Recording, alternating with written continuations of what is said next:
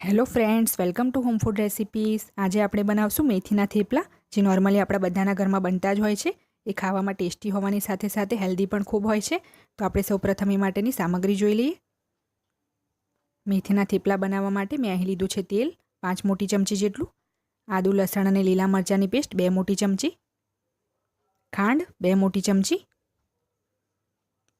સ્વાદ મુજબ મીઠું, ધાણા જીરું પાવડર 3 મોટી ચમચી, હળદર 1.5 ચમચી, લાલ મરચું 2 મોટી ચમચી, સફેદ તલ 3 મોટી ચમચી, ઘઉંનો લોટ 4 કપ એટલે કે 350 ગ્રામ જેટલો, મેથી લીધી છે મેં 2.5 કપ એટલે કે 100 ગ્રામ જેટલી. મેથીને મેં સારી રીતે ધોઈને ઝીણી સમારીને પછી જ કપમાં ભરીને મેઝર કરી છે. જો ત્યારે 2.5 કપ થઈ છે, પહેલેથી જ મેં એને 2.5 કપ નથી માપી. તો હવે આપણે એમાંથી થેપલા બનાવવાનું શરૂ કરીએ. તો સૌથી પહેલાં આ વાસણમાં આપણે ઝીણી સમારેલી મેથી નાખશું. મેથી મેં સારી રીતે ધોઈને જ લીધી છે. હવે આપણે એમાં ઘઉંનો લોટ નાખી દઈશું. આ બંનેને એક વખત સારી રીતે મિક્સ કરી લેશું.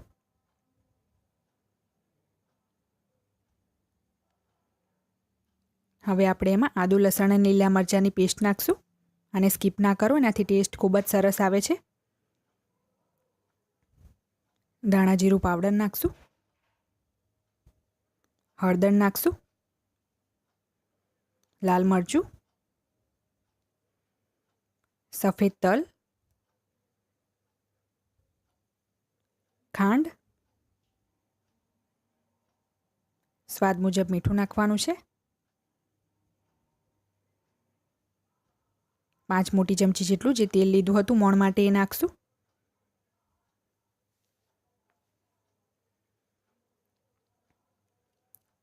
તો હવે આપણે બધું જ એક વખત સરસ મિક્સ કરી લેશું. મેં બધું જ સારી રીતે મિક્સ કરી લીધું છે અને આમે 1 કપ જેટલું પાણી લીધું છે. તો એ આપણે થોડું થોડું નાખીને મીડિયમ સોફ્ટ લોટ બાંધી લેશું. લોટ વધારે સોફ્ટ કે વધારે કઠણ નથી બાંધવાનો. તો તમે જોઈ શકો છો 1 કપ પાણીમાંથી આપણું બસ 1 ટેબલ સ્પૂન જેટલું જ પાણી બાકી બચી ગયું છે અને આપણા લોટમાં સરસ બાઇન્ડિંગ પણ આવી ગયું છે. તો હવે આપણે લોટ બાંધી લેશું. અને જ્યારે પણ તમે મેથીને ધોવો તો ધોયા પછી એમાં કેટલું પાણી રહ્યું છે, કેટલું નથી રહ્યું, એના ઉપર પાણીની ક્વોન્ટિટી ઓછી વધતી થઈ શકે છે. જો મેથી ધોયા પછી એમાં વધારે પાણી રહી ગયું હશે તો પાણી ઓછું યુઝ થશે.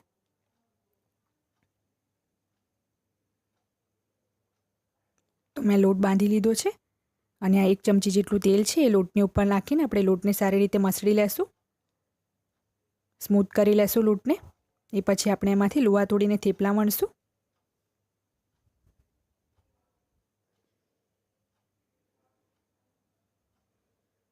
મેં લોટને સારી રીતે મસળીને મીડિયમ લુવા તોડી લીધા છે. હવે આપણે એને વણી લેશું. તો આ ઘઉંના લોટનું મેં અટામણ લઈ લીધું છે, એમાં લુવો ડીપ કરીને મીડિયમ સાઇઝના થેપલા વણીશું.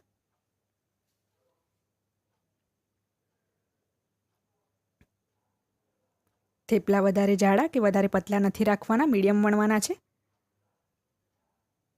તો આપણો થેપલો વણાને તૈયાર છે. આ રીતે આપણે બાકીના પણ થેપલા વણી લેશું અને એક ડીશમાં કાઢી લેશું.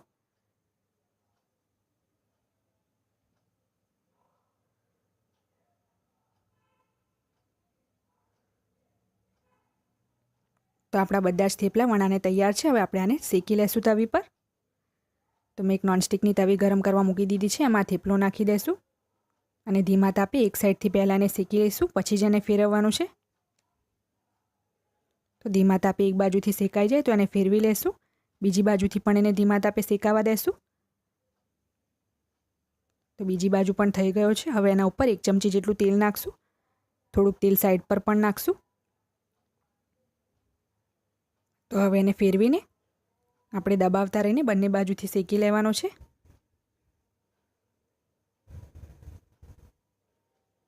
ધીમા તાપે જ શેકવાનું છે, ને એ તો થેપલા અંદરથી કાચા રહી જશે અને બહારથી બળી જશે.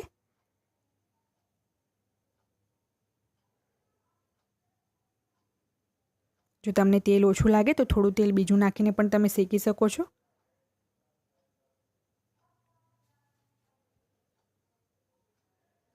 તો આપણો થેપલો શેકાઈને રેડી છે. 2-3 મિનિટ જેટલો સમય લાગે છે.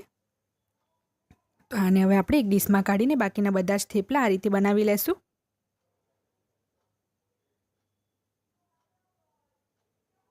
તો ફ્રેન્ડ્સ, રેડી છે આપણા મેથીના થેપલા. તમે આને ચાની સાથે, સબ્જીની સાથે, કેરીના મુરબ્બાની સાથે, મસાલા દહીંની સાથે કે અથાણા જોડે સર્વ કરી શકો છો. એ ખૂબ જ ટેસ્ટી લાગશે. જો તમને મારી આ રેસીપી પસંદ આવે તો મારી ચેનલને લાઇક, શેર અને સબસ્ક્રાઈબ કરવાનું બિલકુલ ના ભૂલશો. સબસ્ક્રાઈબ બટનની બાજુમાં જે બેલ આઇકન છે એને પણ ક્લિક કરો, જેથી તમને મારા દરેક વિડીયોની નોટિફિકેશન મળતી રહે. જો તમારે મારો આ વિડીયો હિન્દીમાં જોવો હોય તો એની લિંક મેં ડિસ્ક્રિપ્શન બોક્સમાં આપી દીધી છે. તો મળીએ નેક્સ્ટ વિડીયોમાં. ત્યાં સુધી આવજો.